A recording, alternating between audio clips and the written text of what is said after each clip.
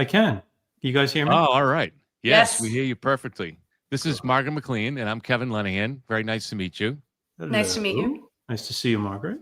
Yeah. So, this is Richard Price, and he is an investigative journalist who did an investigation into the Holly Piirainen first disappearance and then murder.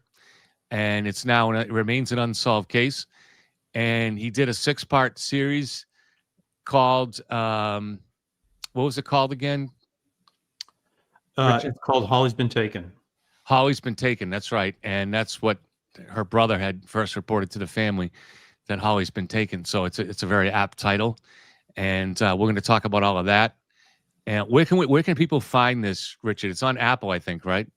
Yeah, it's on pretty much wherever you like to listen to podcasts. So Apple and Spotify and Amazon, all the big ones and the smaller ones. So pretty much anywhere. And it's worth checking out because among him reporting on the case, Richard also interviews Holly's cousin, who was close in age, a little bit older than Holly, but very, very close to her personally, too, at the time when this happened. So it's a very powerful part of the interview on it. So yeah, it was very compelling. It's one of my favorite parts of the series is Leah Jolin, because she wears her heart on her sleeve, and she's an open book, and really she just kind of lets go. She will just tell you anything personal or any beliefs that she has regarding the case, and it's really quite extraordinary. All right. So, Richard, I want to come back to some later on, if you can, about how you approached this case and these cases generally. But let's start with going back to the beginning. I can just say, even for myself, now, at the time when Holly went missing, I lived on Stafford Street, I don't know, about 1.5 miles, 2 miles away from this. I lived in Cherry Valley, which was right down Dead Horse Hill. I think you're probably familiar with that area. Mm-hmm. And I remember coming home one day and seeing they were putting signs up that Holly was missing. Obviously, I didn't know Holly, and they were putting these up on the utility poles. And I remember seeing that and saying to, my friends and roommates in the area, like, oh, what is this? What's going on with this? And just a terrible, terrible case. And then it was it was all over the headlines in the Worcester Telegram and Gazette. Right. So take us back to the beginning with you, when you first heard about this. Do you remember where you were, what you heard about it, and what your reaction was to it?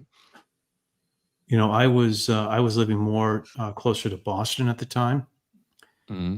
And so I do remember reading about it in the news. I do remember the TV news stories. But it really, I think that when I moved to Grafton many years later, and I became acquainted with Carla Jackman, who is Holly's aunt, and had realized that Holly was from my town that I live in, Grafton. And long story short, I had received an email from Carla, knowing she knew that I had been working on the town paper here, and she wanted me to run like an anniversary story, which of course I did. And after I had left the paper, which was a lot of reasons for that, but I essentially needed to be home because I have 2 adult kids with special needs. And what happened was that she and I just started communicating a little bit about the case. And I sat down with myself and I said, well, I've got some time on my hands. Why don't I see what I can figure out on my own and see if there's anything at all that I can find out. And so I started doing some digging. And, one thing that I think I'm pretty good at is being able to figure some things out and kind of know where to look for things. And I had gathered a bunch of things about one particular angle of the case that was not really well known at all. And I went back to Carla and I shared with what she knew, and she was just kind of aghast that I was able to figure this stuff out. Yeah. And I said to her, we're close to 30 years. This was at the time. We're close to 30 years.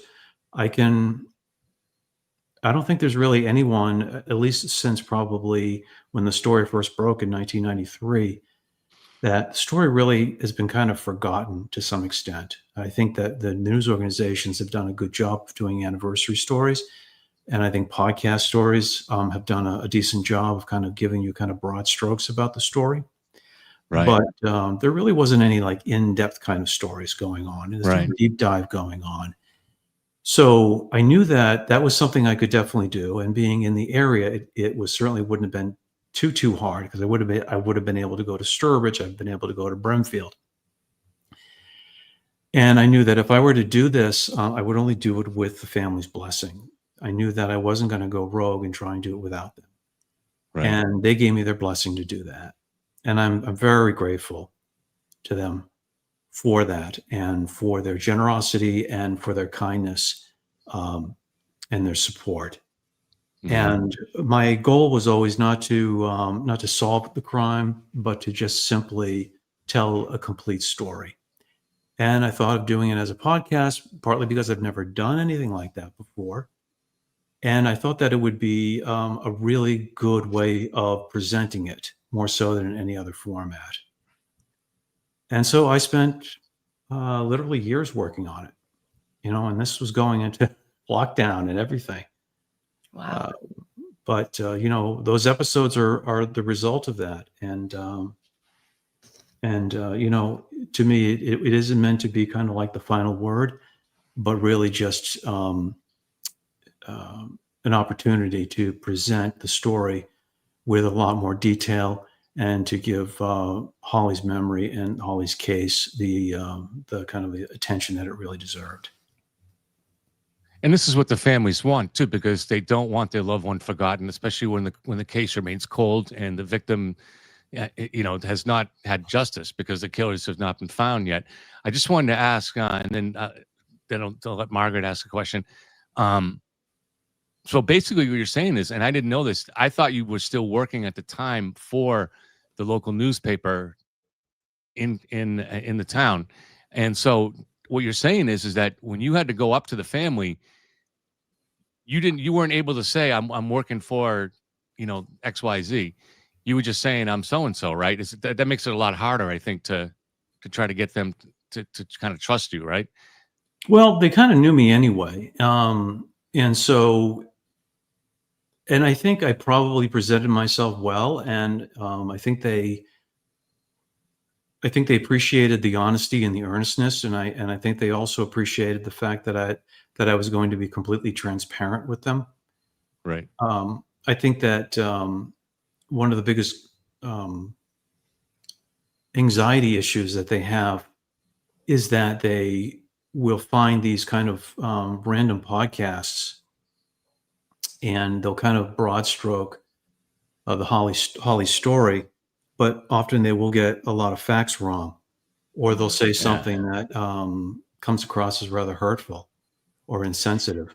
Yeah. And so I think they were just kind of done with that kind of thing. And I think that by my telling them that I was going to, that whatever I discovered, they were going to be the first to know, I think they found very refreshing, and they were just very supportive. So for those listeners who may not know the story of Holly, can you start at the beginning? Yeah, sure. I can kind of give you kind of an abbreviated timeline of the first day. Okay. Or I can give you kind of the deluxe cinematic version. So which would you like? I like the deluxe cinematic version, because I think it's important for the listeners and the people watching to know, what Holly was like as a little girl. And I've listened to your podcast, so I enjoyed how you laid her out as a person. I could visualize her. I could see her personality. So give us a nice deluxe version of her and then what happened, Okay. the tragedy. Okay. So, picture this. It's August 5th, 1993. And we're in Sturbridge, Massachusetts, which is kind of a semi-rural community. It's a hot summer day. We've had a series of hot summer days. And it's early August. We're still in summer. The kids are still enjoying themselves, but they know the clock is ticking, of course. And Holly had just finished a week of summer camp called Camp Marshall, not that far away from the house that she was staying the following week. She was with her cousin Leah, who was 13. Holly was 10. And Holly worshiped Leah, as 10-year-olds will tend to worship their much older 13-year-old cousin. And it was just kind of a glorious week for the two of them. They were very close. They would spend hours together. They argued at times over things that only kids argue over. But generally speaking, they had a wonderful relationship. And during that stay at camp, Holly developed what Leah said, a crush on another fellow 10-year-old boy. And they had a dance one night at the camp. And Holly asked this boy if he wanted to dance with her. And he said no, because he's 10 years old. There she is. Because he's only 10 years old and they're just kids. So she shed a few tears about that. It was a tough way to kind of end her vacation at Camp Marshall. And so she's not shy at all. I mean, that takes a lot of courage for a 10-year-old girl to go up to a boy and say, "Do you want to dance?" Yeah, I agree. Leah said she can be a little bit shy at times, but I think you're generally right about that. I think she's a pretty outgoing kid overall from what I've heard, and just a kid who always had a lot of interests and who was always kind of like in the thick of things, and was a little bit sassy and a little bit mouthy at times because she's 10. Why not, right? So she at the end of Camp Marshall, she goes back to Sturbridge, to her grandparents' property on the lake. Her father took some time off, and so he's there. He's a divorced dad. He's there with Holly, her older brother Andy, and her younger brother Zach. And Holly was having a great time. They were very focused on swimming in the lake and so forth. The times that Holly would get a little bit bored too. She loved her father, she loved her brothers, but she needed some girl attention. She needed her girlies. So there were times where she would pick up the phone and she would call a friend, or she would call up her Aunt Carla and she would ask her if she can come over and visit her. And Carla would say, "Oh, I can't, honey. I'm working. I can't come over." And so going to August 5th that day, that was the day that Holly and her brother and her father late morning went swimming in the pond right behind them.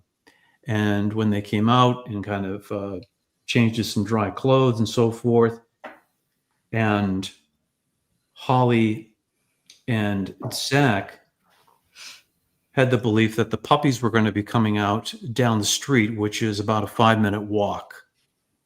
And often they can hear the puppies from the house. So they always know that as soon as they hear the puppies, they run out the door and they would go watch them, and they would want to play with them. So on this particular day, and this is this I'm kind of building up from a number of different sources, police reports, interviews that I've made with a lot of different people, people who were actually there, including family members, and also just kind of working the timeline a little bit. And so I have what I think is probably a pretty comprehensive period of time here. And we all know that Holly and Zach stepped out of the house and they walked 5 minutes to the end of the St. Jean property where the puppies were. And that property was on the corner of South Shore Drive and Allen Road. There are a number of pieces here that helped me kind of build this storyline. Aside from the police report, there are 2 witnesses, and then there are information from the Hampden District Attorney, as well as interviews from other people that I'll get to in a minute. So from what I know is that Holly and Zach walked out of their house at somewhere between 11:35 and 11:40 in the morning. They made the 5-minute walk to the fence, so got there between 11:40 and 11:45. And according to what I can see,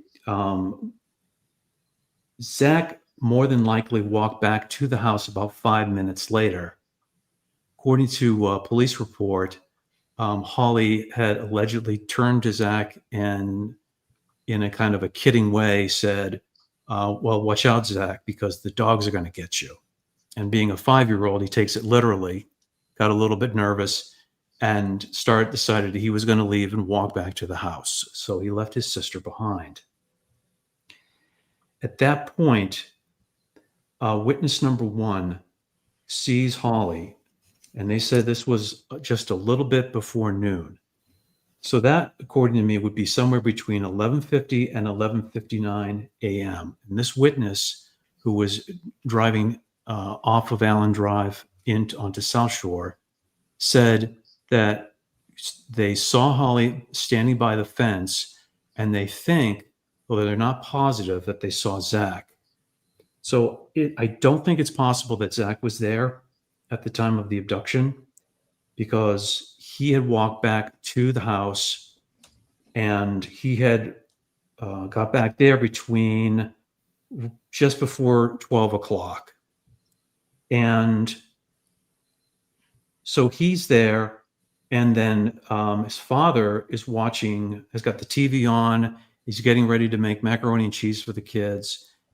And then the show that was on ends and the news comes on. So it's the thing about television back then, is that it was kind of like a timekeeper in itself, because once you knew the 12 o'clock news came on, all of a sudden your day kind of shifts a little bit. And so now it's noon, and he looks around, and Zach is sitting in the living room playing with his toys. And he sees Zach, he sees Andy, but he doesn't see Holly. And he says, Zach, where's your sister? And Zach says, well, she's still with the puppies. So he says, Andy, take your brother, go back to the St. Jean farm, get your sister, bring her back, because I'm going to make lunch. So off they go. So now it's probably somewhere between noon and 12:05. They take about 5 minutes to walk back to that spot. Andy sees Holly's shoe and picks it up. And now they're looking around, they're confused, and witness number 2 now drives by. That witness said that they had turned onto South Shore Drive shortly after 12 because they were heading home to have lunch with his mom. So they said they saw the two Piirainen boys looking around, and then he continued on his way. So that's shortly after 12. And so now I have a quick question. The Yeah. people who own the farm, who own the puppies, were they home at the time? Yeah, they were. Okay. They were. As far as I know, the dogs had not been let out at that point, and I think that Holly was just waiting in anticipation. So she never However, saw the puppies then? I don't think so. No, I don't think Okay. so. But we could speculate about that. At any rate, so the boys then returned back home, And now it is about 12:05, 12:10, somewhere around there. And they come back, and Andy shows his dad the shoe, and he says, Holly's been taken. There's been a lot of speculation that perhaps that the boys could have, or Zach could have witnessed the abduction, but I don't think that was the case.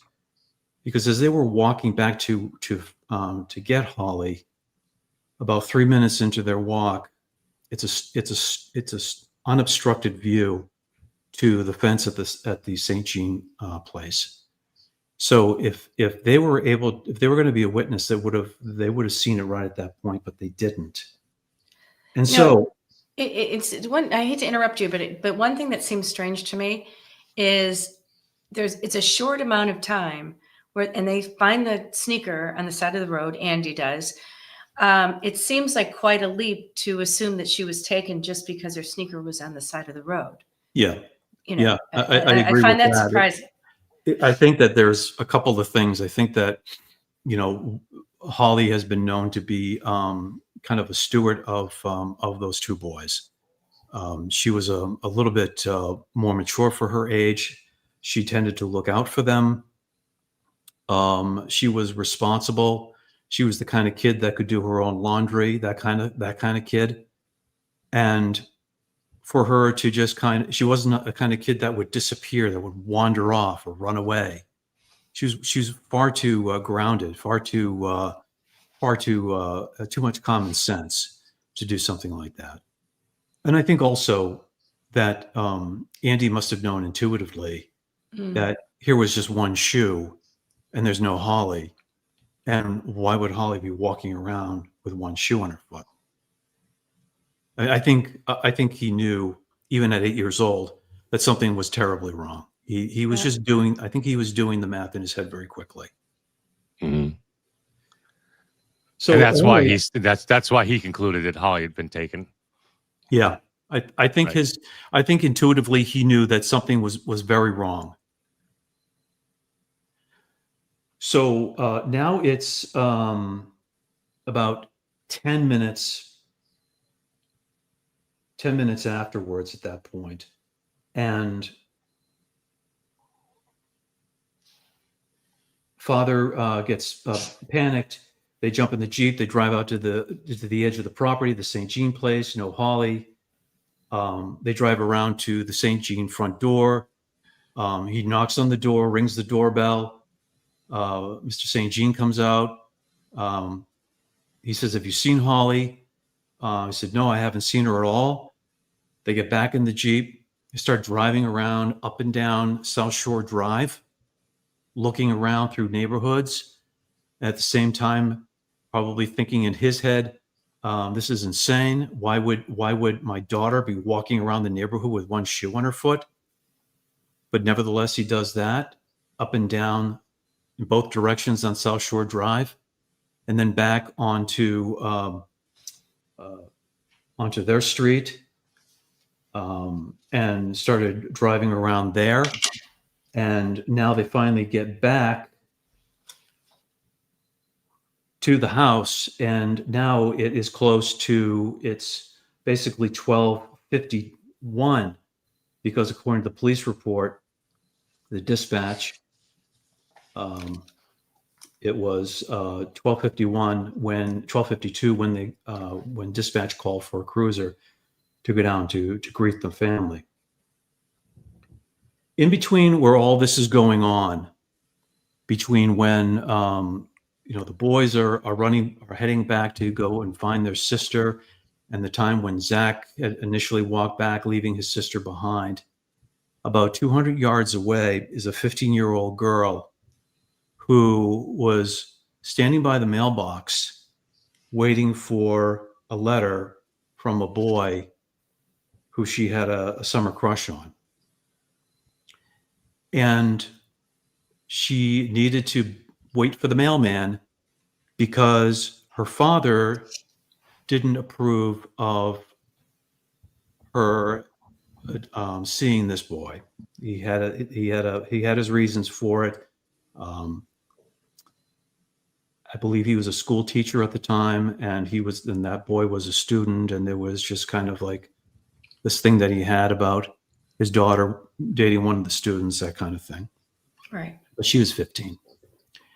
So while she's at the mailbox waiting, either a light tan or off-white pickup truck is driving by on Allen Road and slows down from 40 miles per hour to a crawl to where the girl was standing.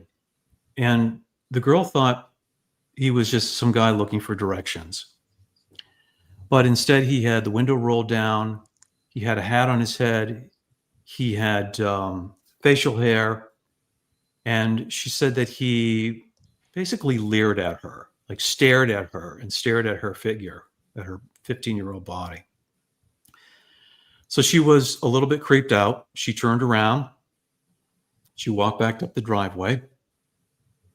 At the top of the driveway, her parents were getting ready to go on a vacation to the lake up in New Hampshire. Once the truck had left, which was driving in the direction of South Shore Drive, a 15-year-old girl returns back to the mailbox.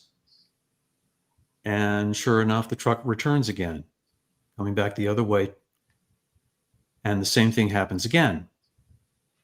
And so she turns around and retreats one more time. And the driver continues on. She eventually goes back into the house.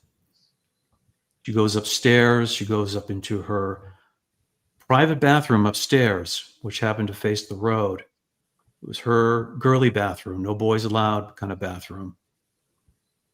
And she looks out the window and she sees the truck one more time. And she said that the truck this time was just driving past the house, wasn't slowing down for one more time to try and find this girl again, but it was continuing on its way. All this part was part of a write-up from retired investigators who had kind of stitched this together, this narrative about the truck going back and forth and so on. And their conclusion was that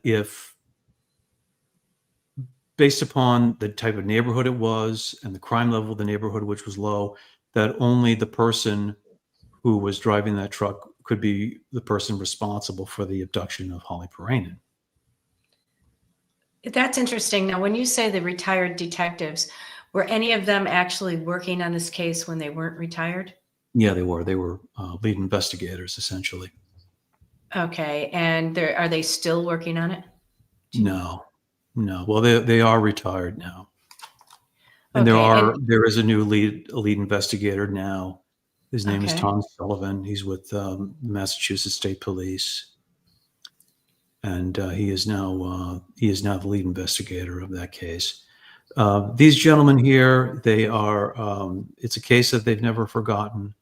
It's a case that I think that in their own way, they wanted to shed some more light on it, and so they put up this website called helpholly.com, and it basically had this narrative and an invitation for people to submit tips to the Massachusetts State Police hotline. So anybody out there, if you have any information on this case, go to that website that Richard just mentioned, or you feel free to reach out to me and I'll pass the information on to Richard and he'll pass it on to the state police. But please, if you think you have something, if you're not sure, but you think maybe you saw something or maybe you know something, that could be a key clue. So please reach out. Don't sit on that information. Please come forward with it. Yeah, I mean, I can. I was going to save it to the end, but I can certainly read the tip hotline information now if you want. Sure. Yeah. So we have the Hampden District Attorney's Office in Springfield, Massachusetts, and their website is hamptenda.com. So it's HAMPDENDA.com. DENDA.com. And you can also call the Massachusetts State Police Detective Unit at 413-505-5946, or the State Police Unresolved Cases Unit at 855-627-6583. And you can also text the word solve to 274-637 from your cell phone. Thank you.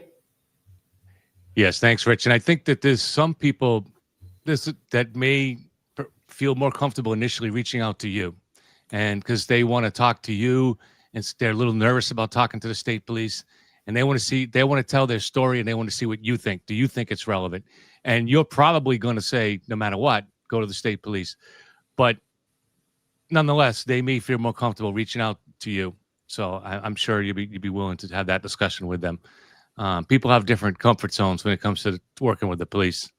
Sure. I mean, I have contact information on the podcast description. And if somebody who has information that, like you said, if they're not comfortable talking to investigators directly, they can certainly reach out to me, and I would be happy to deliver it over to them. So, right. So I guess what we're looking at here is the fact that the key piece of evidence is the missing shoe, because that tells us this is probably not a case where they used some kind of a ruse to trick her onto the truck. They may have tried to use a ruse at some point, but at the end of the day, they had to have physically pulled her onto the truck for her to lose her shoe. Yeah. Right. I think it was a grab. I think they grabbed him. It must have been a grab. So, and this is in an area, if she screamed, it would have happened fast, and she would have been probably unlikely to be heard. But why wouldn't her brother have heard something? Yeah. There are a lot of different ways that people can react to a situation like that. And there are ways that we don't really know how we would react until we're actually caught up in it. Right. Certainly there are some especially where he's so young. He's 5, I think. Young, right? and some people will scream and immediately fight and all of that. And I think we all kind of like assume that's something that a lot of people will do. But often there are other ways that people kind of react depending on how their brain reacts. Right. Some people will freeze. Right. Some people will freeze. So there's some people will go through a fawn response. They try and negotiate their way out of it. So there's just a lot of different ways. There's a whole part of an episode where I kind of deep dive into that. Probably some people tune out at that point, but I just found it rather interesting to really talk about in depth why some people react the way they do. Right. There's speculation that Holly had deliberately left her shoe behind as sort of a way to send a message to people that something is wrong. That's very possible. I know you guys discussed that a lot on the podcast. I have to say, I myself I find that a little bit difficult to believe that a 10-year-old girl would think of that on the spot. And it's such an unnatural thing to leave. The last thing you want to do is leave a shoe behind, So but that's just me. I don't know. What do you think about that, Margaret, that theory? It sounds to me like it was a struggle. I'm just still surprised. I'd like to know how far away the people at the farm were who had the dogs. Like, you'd think the dogs would have started barking, or they would have heard a scream, unless he's a middle-aged man. So according to the description, so maybe he was able to put the hand right over her mouth, and it happened so fast that nobody heard it. Do you know how far away was the other house? And in the summer, you'd think maybe windows would be open, unless they had the air conditioning on. I don't know. I mean, it's a very long yard. Okay. It is, at least, I would say it could be close to a half a football field. It could be, 50 yards or so. It could be pretty long. It's, it's your point's well taken. There are a lot of different ways that this thing could have unfolded in the moment. my sense is that she was caught unaware. My guess is that she was facing the yard and her back was to the road, and her focus was on waiting for dogs, and that whomever decided to apprehend her probably did it without her even realizing until it happened. Right. And Another thing I'm sorry. Go ahead. Keep going, Richard. and this man in the pickup truck, this is one person, but that doesn't mean that there could not have been a second person to help with this. Right.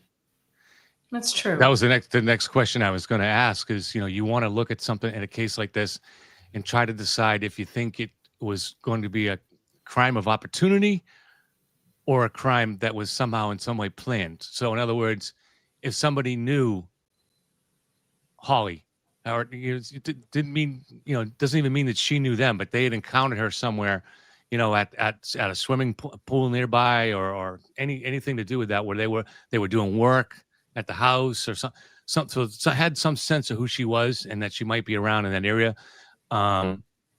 Or was it more just a crime of opportunity where they were cruising down the street and they see a girl by herself, they think she's by herself, and they just take advantage of the opportunity. Based on the scenario of the 15-year-old girl, which became the initial object, I believe that this was purely a crime of opportunity. Yeah. Because, no one really knew that Holly and her brother and her father were at the cottage. Right. Nobody knew that. And nobody knew that her and her brother had spontaneously decided to go to the edge of a neighbor's property, waiting for puppies to come out. Nobody really knew that. Were there other kids in the neighborhood going to see the puppies? Was this because that would be something where it almost becomes like a bait, where they would know, where if somebody that lived in the neighborhood became aware that kids were frequently going to visit these little puppies, that becomes a crime of opportunity, but a little bit more than that, because there's an expectation that kids are going to show up there. Maybe. Again, I think that the focus was on a 15-year-old girl.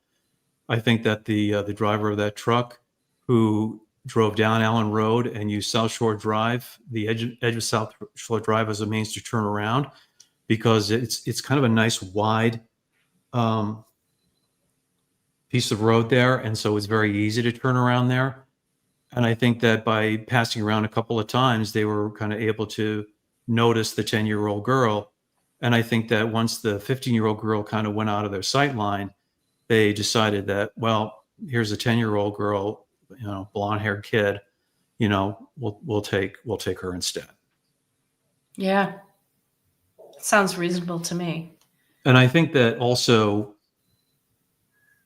in crimes like this, whenever you have crimes of opportunity where you don't have some kind of victimology, in the sense that, detectives will, talk to, a suspicious neighbor, or a camp counselor, or a school teacher, those kind of, like, where the child has some kind of a relationship, those types of crimes, and then that person then starts to plan.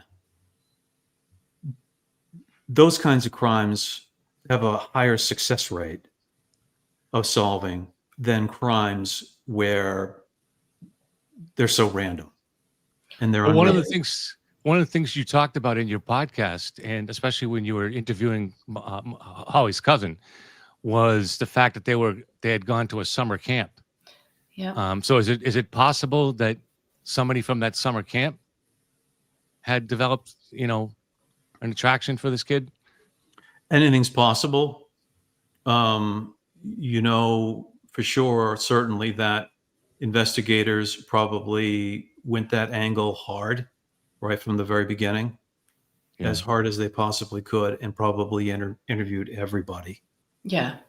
I'm sure of it. It makes a lot of sense, Kevin. It really does, to go that direction and to take a good hard look at that. and take a good hard look at neighbors Mhm. Right. and see if any of the neighbors in the neighborhood have any kind of criminal record or any kind of history, Right. or even just somebody where they'll say, so and so is kind of a creepy guy and that kind of Yep. stuff. Right. Yeah. They interviewed these people pretty hard. So, speaking of that, tell us about the extent of the search and the police investigation. The police went hard and fast on this one.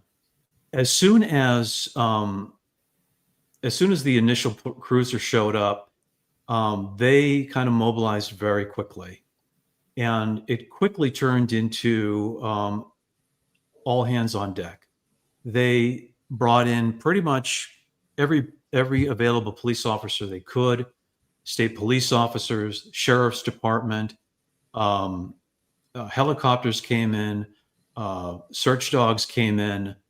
They quickly organized volunteer search parties. I mean, you had neighbors, you had Boy Scouts. I mean, you had everybody. You had divers who were scouring the pond. They went really fast on this one, and they initial reaction, honestly, I thought was excellent. I thought they did a really good job, because this was not a case where, she's 17 years old, maybe she's with her boyfriend, Right. She she'll ran come away. back. Just wait, by the end of the day, she'll be home. This is a 10-year-old girl walking around with one shoe on her foot. I don't think so. They knew that a 10-year-old girl, this is not normal behavior. 10-year-old girls don't have boyfriends that they're gonna do dumb things with. And so the police knew that they needed to move fast, and they did. But they didn't find anything for a while. No, not until October. Yeah. So tell us basically, about there are Yeah. no suspects, right? Other than just to say the person in the pickup truck or the van. I think. I mean, as time went on, they certainly built their list of people. They built their list of people, and certainly I kind of tapped into some of them in the podcast series. The Rodney Stanger case, the David Pouliot case, the Lewis Lent case, and the infamous man in the pickup truck that I had researched hard for. So go ahead. Yeah, go ahead. So, I mean, I think that, here we are 30 plus years now that, certainly the police have their ideas, and I have my ideas, and I know that the family have their ideas. And I would say, although I can only speak for myself, I would say that the list is fairly short. Well, let's start with your ideas. Yeah. Well, actually, let's cut back to the what happened with the hunters finding the body. Sure. So this is October 23rd, and that's about 79 days later.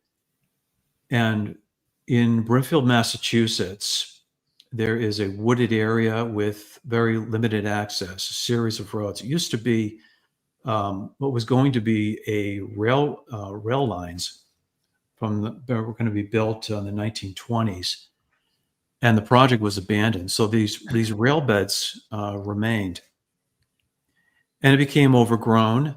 And one person I interviewed called it accessible but uninviting, which I thought was a perfect description, because it was an area that you or I probably wouldn't go, because it's all overgrown with with all kinds of scrub and small trees and so forth.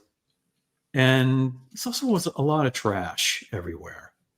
It also was a popular place for locals to kind of get rid of stuff. So, you would find old tires, you'd find an old air conditioner, you'd find all kinds of garbage that just kind of strewn around in all different places. Some of which is still there. So in this spot, and actually I do have a visual I could probably, let me see if maybe I can put this on the screen here. If you want to send me a link, I can put it up for you. Okay. Or if you can figure out how to put it up yourself, that's fine too. So maybe I can. Let's see how smart I am, right? Kevin's waiting with bated breath. I know it's easier for the person who is doing who's doing the podcast. It's easier for me to do it. But I don't. You just got to send me the picture or the link.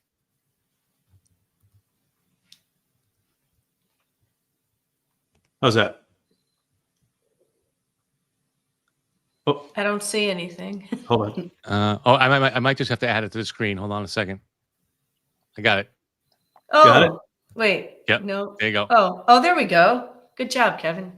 Good job. All right. Yeah, I had to hit add the screen. That's Genius. a good idea. Yeah. Okay, good. Okay, so here's the area. So we have, as far as I can tell, she was driven down Firebridge Road here. You can see my cursor, and you can see the road here, and it kind of weaves its way down here. And there's an entrance point. And despite all the overgrowth in that area, you've got a decent enough vehicle. You can drive into it.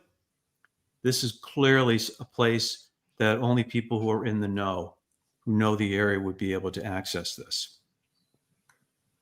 Here we have these two yellow lines are rail beds, here and here.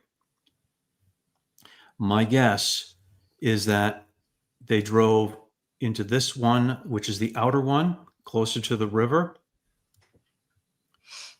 It's summertime, so you have a lot of tree cover too. So they drove around, banked around this way, and they came to a clearing.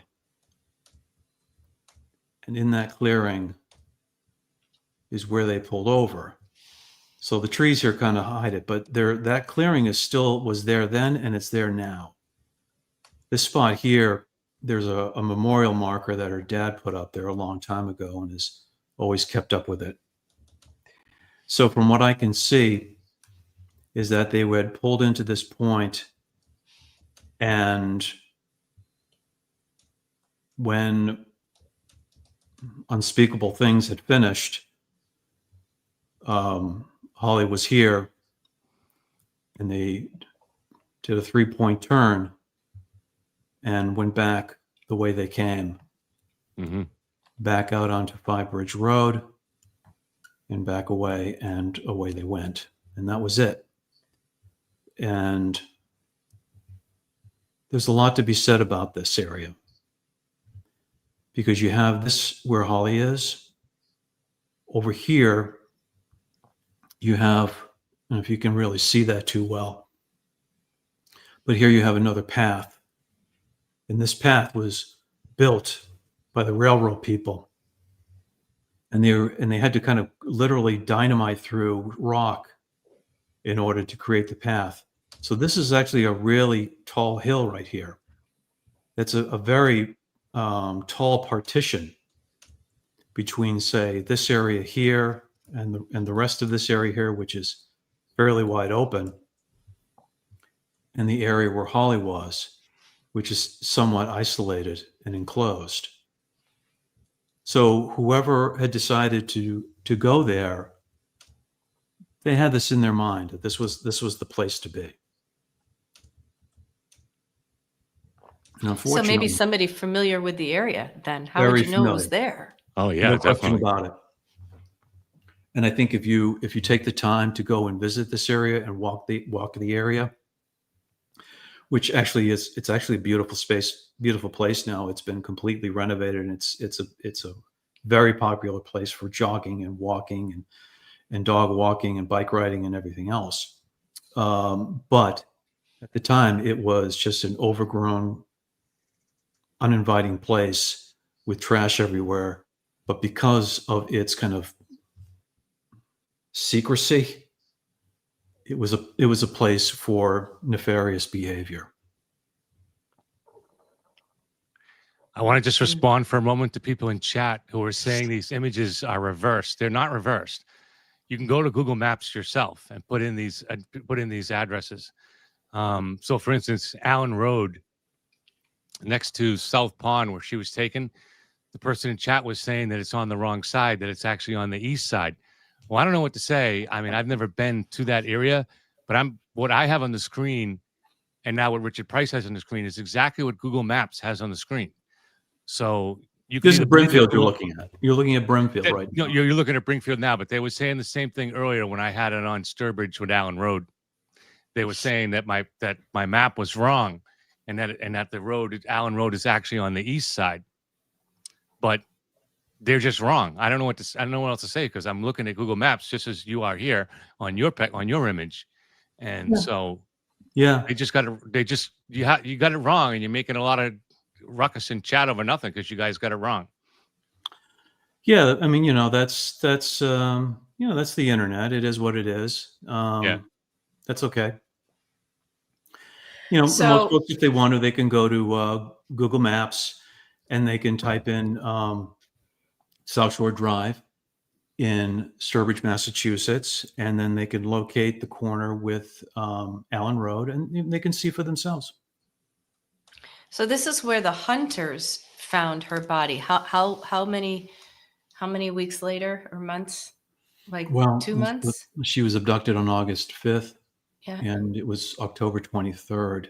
Okay. When she was found. So essentially the rest of the summer, into September, there was some hot weather. And I think also that contributes to why the case is unsolved, is because a lot of that evidence. Yeah. And the other thing that I thought was interesting, a lot of times people are buried in a shallow grave. Either this guy didn't have a shovel, but Holly, it's speculated Holly wasn't buried in a shallow grave. Her body was just left out in the elements. Is that right? That's right. Which makes it harder. What that typically tells us is that when somebody does something like that, where they leave the victim exposed on the ground as opposed to trying to bury them, that typically means that they did not have a relationship with that person. People who might take the time to bury their victim, although there's a lot of complexity to it. Often there's in their mind a certain amount of care being taken with somebody that they cared about, that they had murdered, and so it does tell us. It's a clue that the person responsible or the persons responsible did not know Holly. So so Allen Road, where she was taken, is this a road that has a fair amount of traffic coming through, or is it more of just a local road? It's a fair amount of traffic. Yeah, I mean it's kind of a connecting road to New Boston Road, right? And then New Boston Road can take you to kind of the business section of Sturbridge, Route 20, and of course you can then easily connect to the interstate. Yeah. So the part that makes us think that this is committed by a local person who's familiar with the terrain is where the body was found. That's the main reason for that, right? Absolutely. Right. Okay. Absolutely. Well, that's also, so the population in this area is pretty sparse. So this is where you start out, where this is the advantage of having a sparse population is now you have a pretty complete list to start with that's manageable. And then you can take that list and you can knock off the women. It's going to be a male perpetrator, and you probably knock off men of it. And if you're going to go by the description, you're going to say it's a middle-aged white person. So there are ways to kind of narrow down the list and possibly make it more manageable. Yeah, let's keep one thing in mind too, that the person who described the man in the pickup truck as middle-aged was 15 younger. years old. Yeah. Yeah, Right. so that's What could do mean they somebody- define as middle-aged? could be somebody in their Right. 30s. That's a good point. Yeah. Right. You know, I know when I was 15, somebody in their 40s, it was pretty much elderly to me.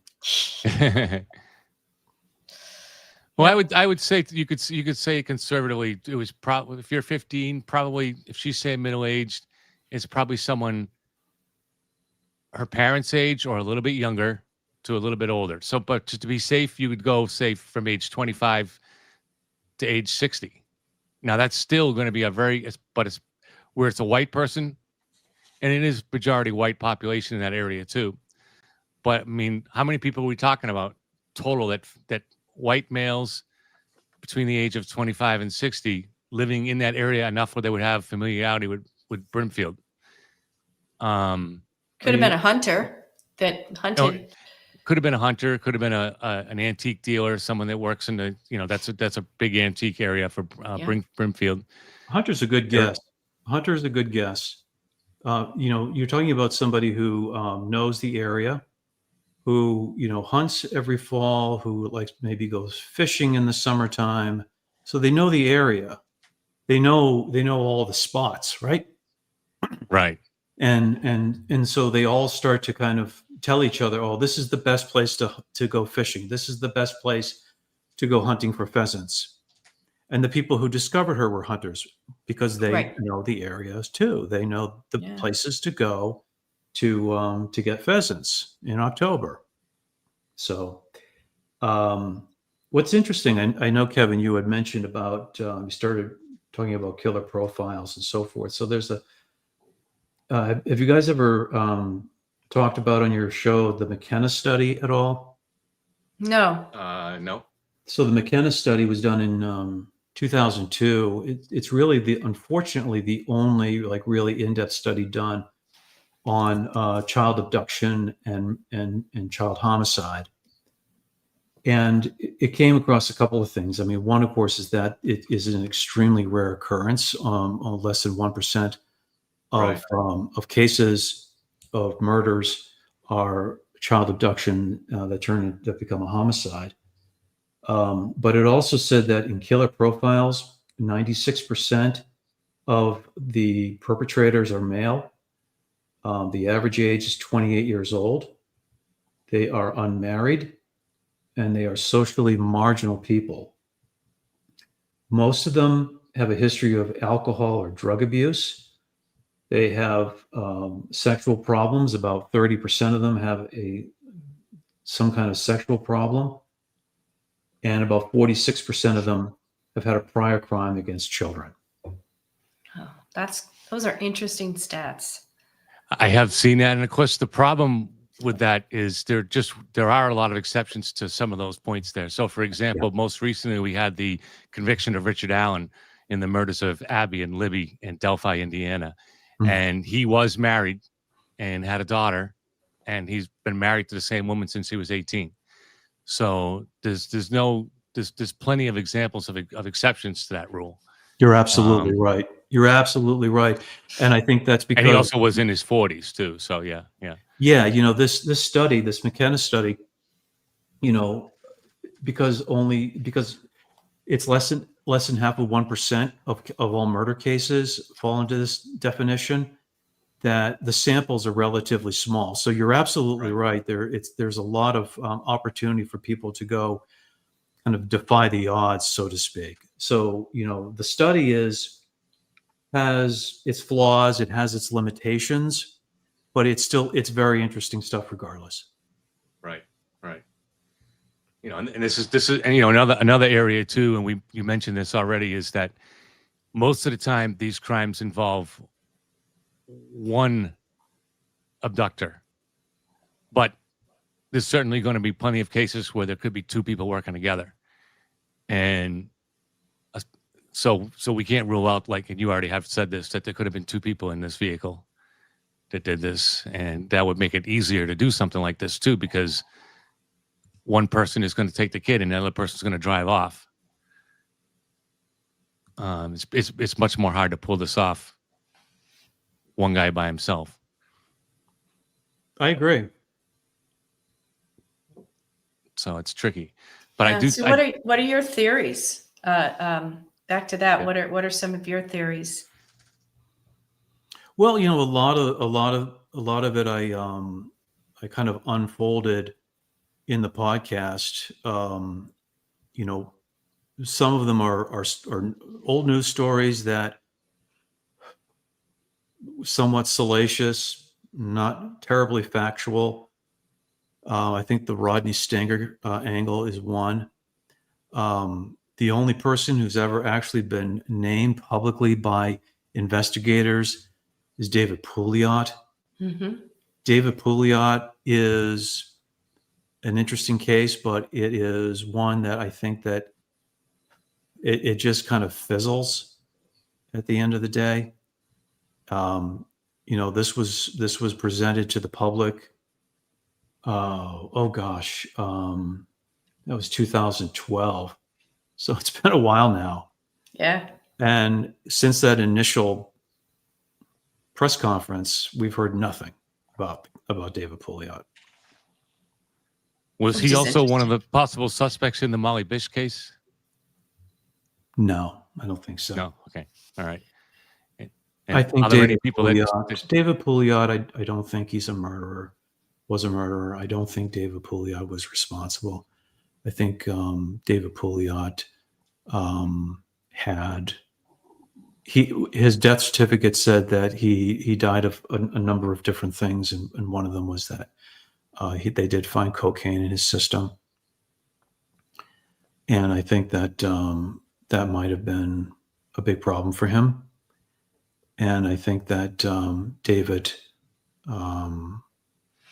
might have been just in the wrong place at the wrong time. I think he was, like a lot of people, he was an outdoorsman, and he knew the Brimfield area.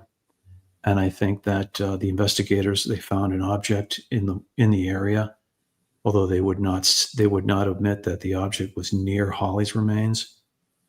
So that immediately I start to get very skeptical about where this is going when I hear that. Mm-hmm. But they found a forensic link between this object that they found in the woods. They would not admit how far away this object was. If you walk the area, you can tell he could have been 200 yards away, and that would have been like so far at that point because of the topography would have made it in such a way you wouldn't even know that Holly was there. And it was a party spot. People went to that area back in the day to party because they could drink, they could do drugs. There could have been some drug dealing going on around that area too, for all we know. And all this stuff could be going on with really no one watching because it was a nice secluded spot.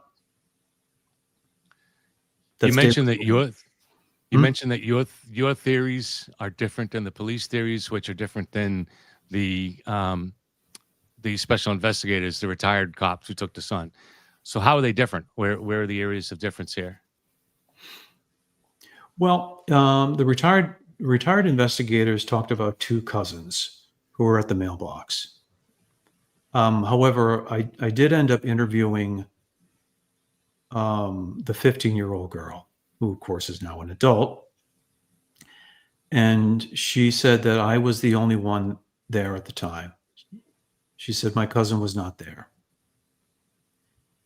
And part of the narrative in the retired investigators said was that that the girls were terrified that the man in the truck was going to leap out and grab them. And the 15-year-old girl said, I did not have that kind of fear. She said, I thought it was creepy, but not to the point where I thought the man was going to jump out of the truck and grab me. Right. So maybe somebody wanted to insert themselves in the narrative. Yeah, Maybe. this is what we find. This is what we Yeah. find in almost every case. It's a big part of my theories. In my book, I talked about this a lot.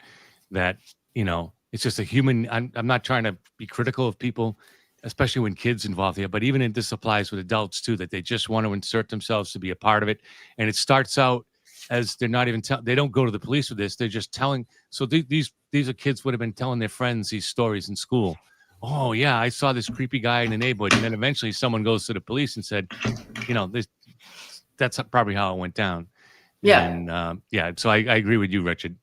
Yeah, that's why I wanted to do the work, because I didn't want to just repeat the same old storylines that you can easily find on the internet. I wanted to make sure that I wanted to verify it. And when I initially put the podcast up, I didn't know this particular detail, and it wasn't until after it went the podcast went up, and then the Telegram and Gazette ran a story on me, that I got that 15-year-old, now adult, reached out to me and said, "Hey, we got to talk." And it's enlightening. It's just really enlightening. Definitely. So the retired cops believe that it was the person in that truck, and I'm gathering that you don't believe that's likely. And No, I agree with that. I agree with that. You do agree with that? I do agree with that. Okay. What do you disagree with? Well, the things that I mentioned to you, certainly. However, I think that the basic premise of what they said is right. I don't think. I think it's very possible that there was another person involved, and not just the one person that was mentioned. But I don't have any other kind of like solid information to share with you about that, unfortunately. Okay. And what about the police?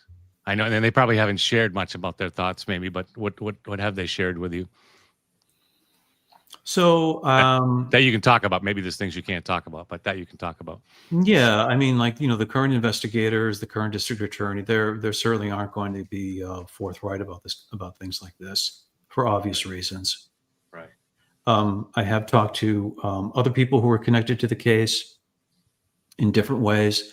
Since this was 30 some odd years ago, they're all retired people now.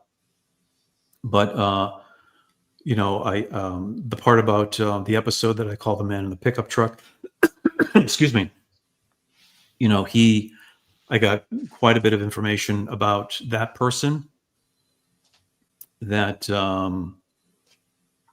retired investigators and police reports, but mostly the retired police officers who just were very kind of forthright and open and just told me a lot of stuff.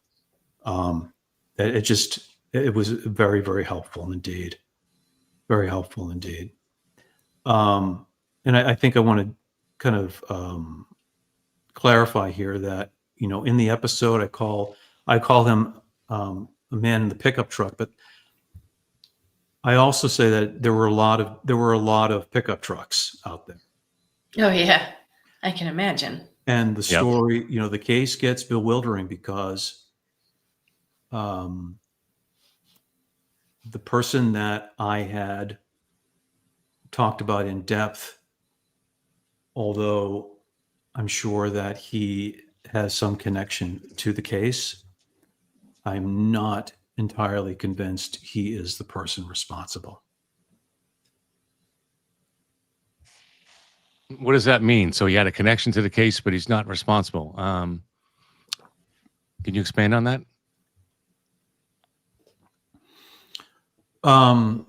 So when I interviewed, after the podcast went up, after the Telegram story went up, the woman who was 15 at the time, and she reached out to me, and she said to me,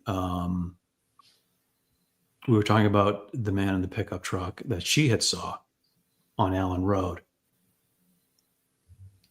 and she described, and she said, I looked at mugshots in 1993, and I looked again about 7 or 8 years ago. This was at the time that we spoke. And she said, I picked the same person each time. I said, that's great. I said, do you remember that person's name? And she said, I can't quite remember. Huh. And then I uttered a name of the person that I had researched in that episode that I call the man in the pickup truck. And she said, no, that's not it. That's not the name. And then she kind of thought some more, and she uttered a first name that she remembered. And I immediately thought of somebody else that I have sitting in my files. And I said, do you remember his last name? And she said, I can't remember. And then I uttered that person's last name. And she said, yeah, that's the one. And that's why I'm saying what I'm saying to you, Kevin. Okay. However, the person that I profiled in the episode, he was interviewed by investigators back in the 90s, and he correctly identified, somewhat vaguely, excuse me, but he was able to give a specific detail about Holly's T-shirt that was not made public. He was able to identify vaguely what was on that shirt, but specifically enough for to be relevant. So Yeah. Right. he knows a thing or two. Yeah. I mean, it But could, in theory, be an because of innocent. what the 15-year-old girl had said, the woman I interviewed said, I don't think that he necessarily is the person responsible. Was there a new piece of evidence that came out not too long ago in this case? Or not? Well, there's the Boston T-shirt. Yeah, that's exactly. Tell us about that. So the Boston T-shirt, the first time that the DA's office had called a press conference since the David Pouliot case. And so this was in February of 23, I think it was. And they came out and they said, hey, we've got this T-shirt. It was in the vicinity. We'd like to know more about it. If you have any information. Of course, the media was there. They were eating it up. And it went out, and people were fascinated with this T-shirt, wondering if, did the murderer have this T-shirt? What happened? And the question went out to the DA, where was the T-shirt when it was discovered? Was it next to Holly? Was it very close to her? And the DA said, well, it was in the vicinity. Yeah. And he wouldn't get any more specific. Now, keep in mind what we've been talking about, that whole area, that map, that whole area that I showed you, Yeah. which is hundreds of yards. That was a place where people hung out, and there was a lot of litter around there. Okay. So there could have been anybody, and it could have very well have been hundreds of yards away, and it could have been anything. It could have been absolutely nothing. However, I think that the DA is trying to keep Holly's name in front of the world. Good. And I think that might have been the primary motivation for them to have the press conference. Okay. That makes sense. It was right after Holly's 40th birthday. Yep. So there was that too, I think, that played into it. I think that if that T-shirt really was as important and relevant to the case, they would have presented that a long time ago. But I think this was just an opportunity for them to try and keep this thing going. Yeah, you might be right. Typically, in cases, the police do sit on information, especially about what the condition of the body or things like that. Do you believe that they're sitting on any information here? Oh yeah, I mean, they're always sitting on information. I think isn't it pretty much any unsolved case. There's a lot of information where they're sitting on where they're sitting on stuff. I think that this case will probably be resolved in one of two ways. It's either going to be resolved through a confession or through DNA. I think they're hoping that the DNA technology is going to catch up at some point, and they're going to be able to make an arrest. Do you know if they got any DNA? Probably. That was a good answer. Can you take on this question from one of our good regulars, chat, Sailboat Wolf? And the question was, the man in the pickup truck was eyeing teenage girls, so wouldn't it be unusual for them to eye somebody Molly's age who was 10? Yeah, so why would they shift gears if they like teenage girls? Why then go for a 10-year-old?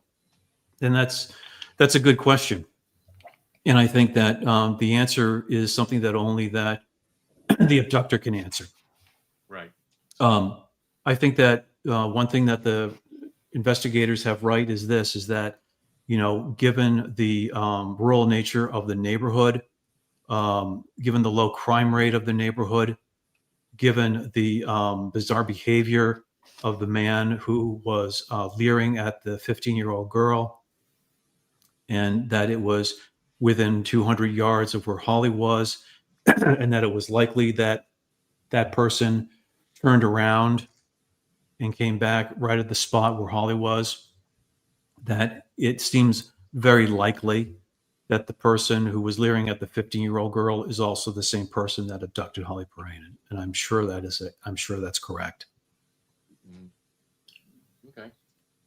I wish I could give you a better answer to that. I think that you're right. And I think sometimes in crimes of opportunity, this is just me saying this, that maybe you're a pervert who prefers teenage girls, but your mindset is in such a way, and then you see a 10-year-old girl and you're not seeing straight anyway, that you're just seeing an opportunity, and that's the opportunity you decide to go for. And you're already hyped up from what you just got fantasized about. And also, if you're, we've studied serial killers, and if your bag is killing, that is sex for those guys. Yeah, so it doesn't really matter as much. The age of the victim doesn't matter as much. It's if your fantasy is about killing somebody, it doesn't really matter whether they're blonde or brunette or what age they are. Yeah, most child abductions, blondes tend to be the victim of choice, right? And they're always white female, of course, 74%, and the average age is 11 years old. And they're typically from a normal suburban family. That's a pretty good description of Holly right there. Right. I don't know if murder was on their mind at the time. It might not have been, but it might have ended up that way because things got out of hand. Right. It could be to cover up, you don't want to leave a witness behind, but murder could have been on their mind. And you look at someone like, say, the BTK killer, who killed primarily middle-aged to older women, but he also killed kids. So, I mean, for him, his bag was his fantasy was killing, and there. So yeah, we don't really know until you find this person what their actual. We do know that they don't seem to, unless you connect it to Molly Bish. There's no similar killings or abductions in the area, right? So if we have a local that's acting on an opportunity here, it's not someone that this person has not done this before or since in that area that we know of.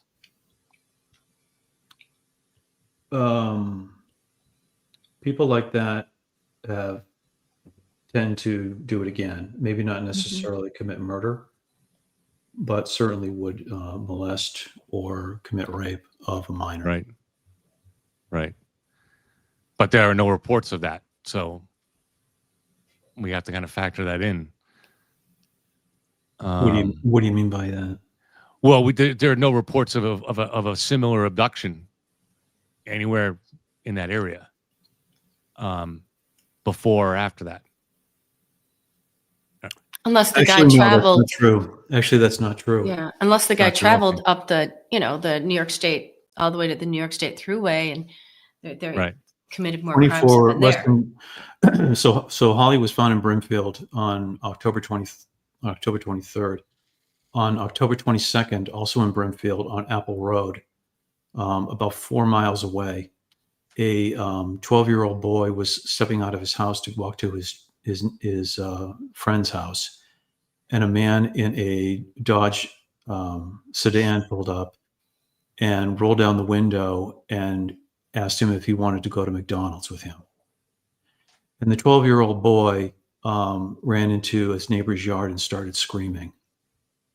And the guy drove off, and the neighbors came ran out, of course, and all that stuff. So just the day before Holly was discovered, this incident had happened. Right. Now, that did not turn into an abduction, of course, to your point, Kevin. Right. Right. However, it was played down by the media and law enforcement, and I don't know why. I would think that should have been screaming from the rooftops about that one. Right. Yeah. Right, because even if he's not connected to the case, somebody like that, there's very high chance that he is eventually going to follow through on his fantasy. So you got to get him off the streets. Yeah. The ironic Awesome. part of it, that near attempted abduction, if you will. Yeah. The day before Holly's was discovered, that was in the neighborhood where Rodney Stanger's father once lived. Okay. Rodney Stanger was one of the people that's been named as a possible connection to the Bish case and a possible connection to the Piirainen case. I don't really see it, unfortunately, but nevertheless, there is a very compelling coincidence here. Right. Mm-hmm. Can you discuss Rodney Stanger a little bit for us? You know, Yeah. why he's considered to be a suspect and why he's a suspect in the Bish case, and then why you don't think that it applies to him. But if you have any information on that, Rich. So there's an episode about Rodney Stanger I went into, and I interviewed his former sister-in-law, Beverly Ann Stanger. She was married to Rodney's brother, David Stanger. They divorced later. And long story short, Rodney Stanger is in a Florida prison for murdering his longtime girlfriend, Crystal Morrison. Rodney was a Vietnam veteran. And according to Beverly, Rodney and Crystal were very paranoid people. They had a lot of just kind of crazy thoughts. Sorry for the gruff language, and would often call his brother and Beverly up on a regular basis and tell them that they were being framed by people in town and that they needed to call the FBI and so forth and so on. And then they would talk to them the next day, and there would be no mention or memory of that conversation at all. So, Crystal and Rodney were having a very difficult time there mentally. And I'm sure that they all were probably also abusing drugs and alcohol at the time too. And that probably contributed to that. So Rodney murdered his girlfriend and had no memory of doing it, according to Beverly. And Bonnie Kiernan, who was Crystal's sister, went to their home in Florida, which was abandoned at that point. This was a significant period of time afterwards, and she said she found girls' hair items and violent pornographic videos. Yeah. So everyone's radar is going off about Rodney Stanger. And she also found a photo ID of Rodney, and the photo of him supposedly resembled the police sketch of the Molly Bish Right. case. So now people are thinking Molly Bish, Holly Piirainen, especially Molly Bish.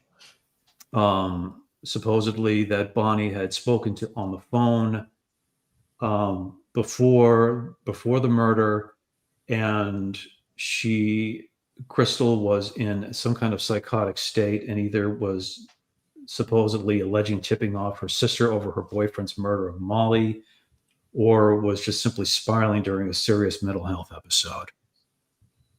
When I spoke to Beverly Ann and I addressed those items to her, she talked about the paranoia of Rodney and Crystal. She talked about their mental instability. She said that as far as the hair pieces go, she believes that those were mementos that Crystal held onto of her daughter, who was taken away from her. Mm. And Beverly said that Crystal talked about her daughter all the time. And so she believes that those hair pieces were just simply mementos that that Crystal had. So I think it's kind of a sad story, but police come in, they do an investigation. They say if we have any developments, we'll let everybody know, and then nothing happens. Right.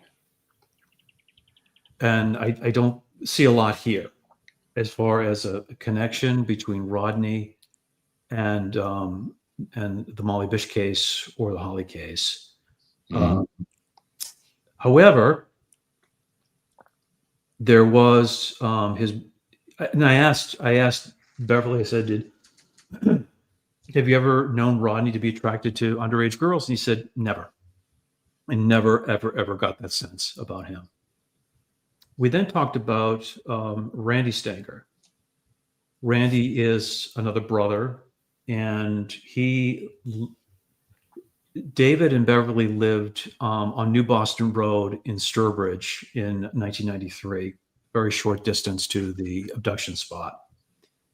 And Randy lived in a trailer at the back of the property, but had moved out months before the abduction. Randy, in 1990, according to Beverly, he lived in the Brimfield woods in the area where Holly was eventually found. This was 1990. Wow. He was living in the woods to avoid a warrant that was out for his arrest. Beverly and David would bring food to him on a regular basis. So they would go out there to the woods to keep an eye on him and to bring him food. I asked her what happened eventually. Did he eventually get caught and serve the warrant? And she didn't know. But did he have access to a pickup truck? I don't know. See, that would be my first question. Yeah, and she didn't know either. So I'm not sure. But Randy, he's not a choir boy. And Randy, was very familiar with the Brimfield woods. The Stanger's father, Theodore, lived in a school bus on Apple Road, the same area that we talked about just shortly before. Yeah. About the 12-year-old boy that was, and he lived in a school bus on Apple Road, and he died in that school bus. God. This was 1989. So, although this is not a connection, and I'm not saying that this is a thing, because it's not. However, the coincidences are certainly interesting. Mm-hmm. And the fact that this 12-year-old boy was propositioned on Apple Road near the house where Theodore Stanger lived, and that Rodney lived in the woods where Holly was found at least tells us that the Brimfield Wood area is certainly a place where a lot of people who live in the area know about it, and it's the place to be, whether you're looking to hunt or whether you're looking to stay away from the law. And was it Randy that moved to Florida?